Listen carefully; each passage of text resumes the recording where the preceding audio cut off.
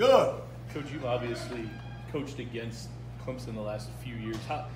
They lost a lot of guys up front who were pretty darn good, but still, it doesn't look much different, does it? No, absolutely not. They've done a tremendous job in recruiting for years now, and they've obviously got a lot of depth there, a lot of talent in behind it, and those guys are playing at a very high level and very well coached, and it's a very talented group.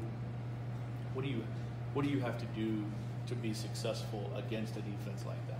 We got to make sure that we're fundamentally good, but also we got to make sure that we got to stay on top. We got to have rhythm. We can't get behind the chains.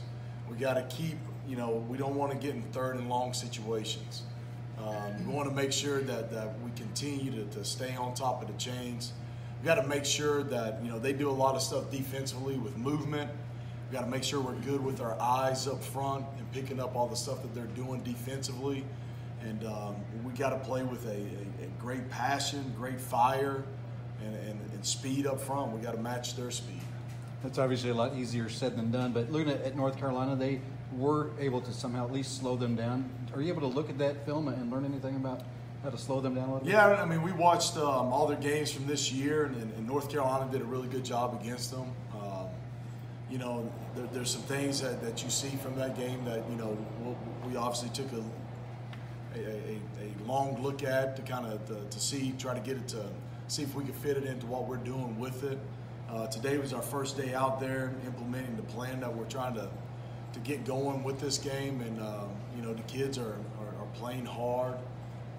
They're excited, and so it'll be fun. I mean, it's going to be a huge challenge, but it'll be fun to go up there and play against the national champs. I told the guys today, I mean, they're coming in and they're the national champs. I mean, they're the -- team in the country, and so as a football player playing in this game, those are the type of stages that you like as a player. And they've responded with a great practice today, some good meetings, so hopefully we can continue that throughout the week. We've heard a lot about Evan and his work ethic. What are some of the things that he does that we don't see, maybe behind the scenes stuff? Yeah, I think just the hours that he puts into it, I think that's a big thing with it.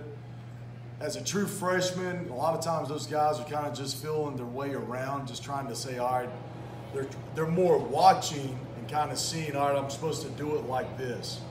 Evan, he came in here and he knows one way, that's to work hard. And so he did all the little things extra after practice, before practice, late at night with film study. And so he just stuck to his routine, and obviously it's paying off for him. You see the way he's been playing.